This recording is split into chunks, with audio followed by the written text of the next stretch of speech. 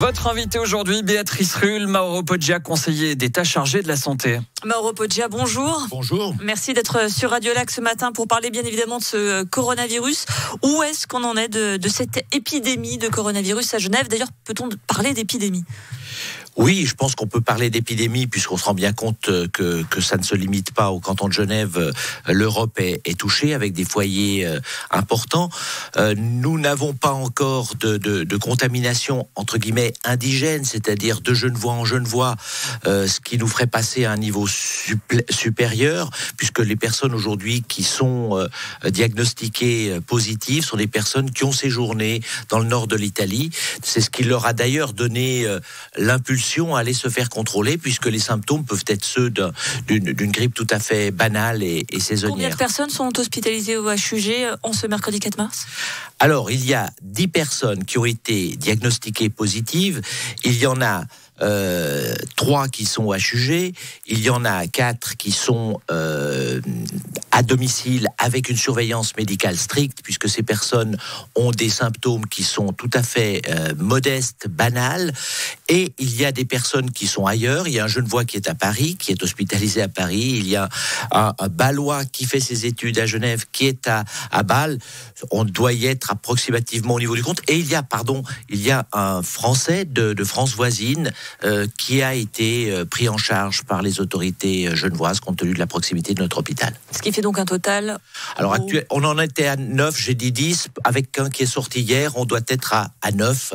Je ne tiens pas une comptabilité à ce point précise, mais voilà, je dirais entre 9 et 10 actuellement. Donc une dizaine au HUG. On va juste préciser que maintenant ne sont hospitalisés au HUG que les cas graves et les personnes dites à risque cardiaque ou personnes âgées. Reste que les hospitalisations se sont multipliées, sont amenées sans doute à augmenter. Est-ce que les HUG sont prêts à accueillir les patients qui vont arriver ? Oui, je suis d'ailleurs allé voir sur place. Donc, je rappelle que les HUG sont le centre de référence en Suisse pour valider les tests positifs, le cas échéant.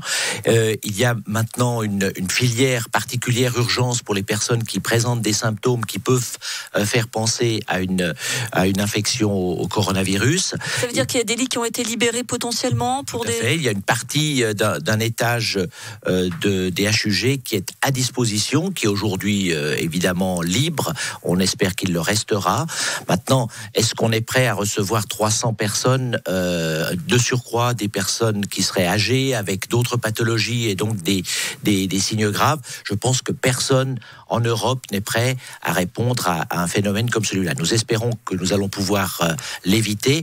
Il faut évidemment que chacun prenne ses responsabilités, qu'il soit attentif à son état de santé pour se protéger lui-même et protéger les autres. Je pense il y a des règles élémentaires, on ne cessera pas de les répéter, se laver les mains régulièrement avec de l'eau et du savon, simplement le faire correctement. Et puis si on est à l'extérieur, avec la solution hydroalcoolique que tout le monde connaît bien.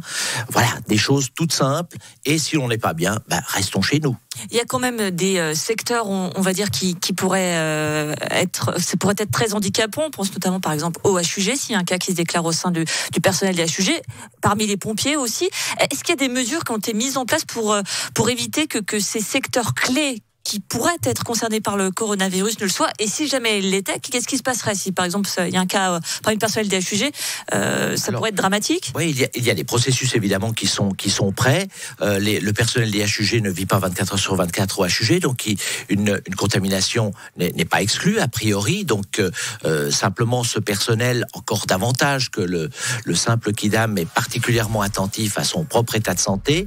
Je voudrais dire qu'il n'est pas nécessaire de porter un masque, puisque je vois des questions qui arrivent régulièrement sur la ligne verte que Genève a ouverte en parallèle à celle qui est à disposition au niveau fédéral. C'est soi-même, si on est atteint, mettre un masque pour ne pas... Mais imaginons qu'il y a un cas parmi le personnel des HUG, comment est-ce que ça se passerait? Est-ce qu'il y aurait une quarantaine décidée? Comment ça se passerait? Alors, on verrait immédiatement quels sont les collègues de travail immédiats de ce collègue qui devrait être, le cas échéant, mis en quarantaine pour s'assurer, vous savez que c'est 14 jours, pour s'assurer qui ne sont pas eux-mêmes porteurs du virus.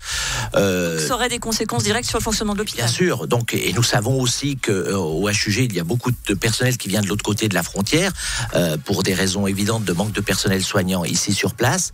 Et donc, il est absolument important que les autorités des deux côtés de la frontière soient coordonnées. Si à un moment donné, on commence à mettre des règles en place qui soient beaucoup plus strictes de l'autre côté de la frontière, on pourrait avoir de la difficulté à disposer du personnel médical nécessaire ici. Vous êtes en charge de la santé, mais aussi de l'emploi. Ce coronavirus, il a déjà des conséquences économiques. Par exemple, il y a l'entreprise Chassot Concept qui est organisée autour de Romandie, qui a annoncé licencier tous ses employés parce que les événements sont annulés.